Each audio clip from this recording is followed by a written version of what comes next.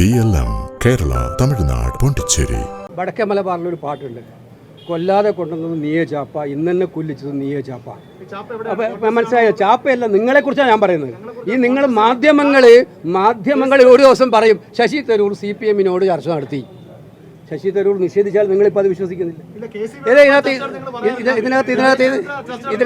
ഇതിനകത്ത് നിങ്ങൾ പറയുന്നത് തരൂരിൻ്റെ പേര് പറയുന്നതിനകത്ത് ഒരു കാര്യമില്ല. അത് അദ്ദേഹം പ്രഖ്യാപിച്ചിട്ടുണ്ട്, അദ്ദേഹം വ്യക്തമാക്കിയിട്ടുണ്ട്. ഞാൻ ആ കാര്യങ്ങളെക്കുറിച്ചൊന്നുമില്ലാന്ന്. കോൺഗ്രസ് പ്രവർത്തക സമിതി അംഗമാണ് അദ്ദേഹം കോൺഗ്രസ് പാർട്ടിയുടെ തിരഞ്ഞെടുപ്പ് ക്യാമ്പയിനിൽ വളരെ സജീവമായി ശക്തമായിട്ട് പാർട്ടി നിർദ്ദേശങ്ങളുമായി ബന്ധപ്പെട്ട് ഉണ്ടാകും എന്നുള്ള കാര്യം നിങ്ങൾക്ക് ഉറപ്പിക്കാം. വാർത്ത നിങ്ങൾ ഉണ്ടാക്കിയത് നിങ്ങളെ ഇപ്പം അതൊക്കെ അതൊന്നും ഇനിയിപ്പോൾ വീണ്ടും കുത്തിപ്പോക്കി പ്രശ്നം ഉണ്ടാക്കലാണ് ഉദ്ദേശമെങ്കിൽ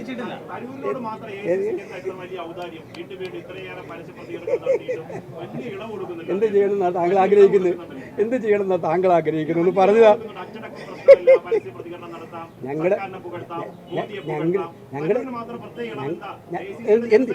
എന്തായാലും എന്ത് ചെയ്യാൻ പറ്റും? ഞങ്ങളുടെ പാർട്ടിയുടെ ഡിസൈൻ എന്ന് പറയുന്നത് അങ്ങനെയായിപ്പോയി. എതിരഭിപ്രായങ്ങളുണ്ടെങ്കിൽ അവരെ 52 വെട്ടി കൊന്നു തീർക്കുക എന്നുള്ളതല്ല ഞങ്ങളുടെ ശൈലി. മനസ്സിലായില്ലേ? ഞങ്ങളുടെ ശൈലി എതിരഭിപ്രായങ്ങളെ സ്വീകരിച്ച് അത് നല്ല കാര്യങ്ങളുണ്ടെങ്കിൽ ആ നല്ല കാര്യങ്ങൾ കൂടെ വെച്ച് മുന്നോട്ട് പോകുക, ആ എതിരഭിപ്രായങ്ങളൂടെ കൈകാര്യം ചെയ്ത് മുന്നോട്ട് പോകുക എന്നുള്ളതാണ് കോൺഗ്രസിൻ്റെ ശൈലി. അതല്ലാതെ കുഞ്ഞികൃഷ്ണൻ ഒരു അഭിപ്രായം പറഞ്ഞ ഉടനെ ആ കുഞ്ഞികൃഷ്ണൻ ചെയ്ത എത്രയോ ത്യാഗങ്ങൾ എൻ്റെ നാട്ടുകാരനാണ്, അതെല്ലാം ഒരു ദിവസം മറന്നിട്ട് കുഞ്ഞികൃഷ്ണൻ ഇപ്പോൾ കോടാലിയായി എന്ന് പറയുന്ന പോലെ അങ്ങ് പറയാൻ പറ്റില്ല.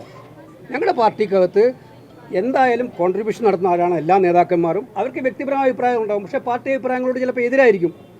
അപ്പോൾ ആ അഭിപ്രായങ്ങൾ എതിരാണെങ്കിൽ എന്താണ് നിങ്ങളുടെ എതിർപ്പിന് കാരണം എന്ന് ചോദിച്ച് മനസ്സിലാക്കാൻ ശ്രമിക്കും. അതിനനുസരിച്ച് പ്രശ്നം പരിഹരിക്കാൻ ശ്രമിക്കും. ഗത്യന്തരമില്ലാതാകുമ്പോൾ മാത്രം ആ പാർട്ടി ഏതെങ്കിലും നടപടി എടുക്കാറുള്ളൂ. ഓക്കെ,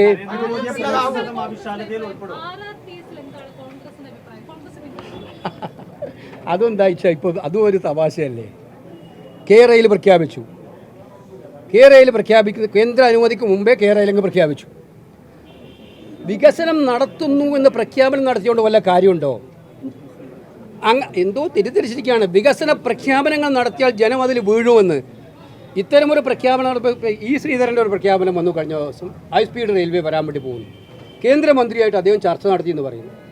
നമുക്ക് വികസനം വേണ്ടത് കാര്യമായിട്ടുള്ള ചർച്ചകൾ എല്ലാ തലത്തിലും നടത്തി അതിനാവശ്യമായിട്ടുള്ള ഗൃഹപാഠം നടത്തിയിട്ട് ആ ഗൃഹപാഠവുമായി വരുന്നതിന് പകരം കേന്ദ്രമന്ത്രി എന്തോ ചർച്ച നടത്തിയെന്ന് കണ്ട ഉടനെ ഇവിടെ ഒരു പെട്ടെന്നൊരു പ്രഖ്യാപനം, ആ പ്രഖ്യാപനം കടത്തി പിറ്റേന്ന് ദിവസത്തിൻ്റെ ബജറ്റിൽ അതിനെക്കുറിച്ചുള്ള ഒരു പ്രഖ്യാപനം. ഇതൊക്കെ ജനങ്ങളെ കണ്ണിൽ പൊടിയിടാൻ വേണ്ടിയിട്ടുള്ളതെന്ന് മനസ്സിലാവും. ആത്മാർത്ഥമായിട്ട് വരട്ടെ, തിരഞ്ഞെടുക്കപ്പെട്ട ഒരു സർക്കാർ വരും. ഈ കേരളത്തിൽ വലിയ മാറ്റങ്ങൾ ഉണ്ടാക്കാവുന്ന വൻ പദ്ധതികളും ജനങ്ങൾക്ക് വേണ്ടി ഉപകാരപ്രദമായിട്ടുള്ള ക്ഷേമ പദ്ധതികളും ഉണ്ടാവും. Wait and see. അതുവരെ കാത്തിരിക്കുക.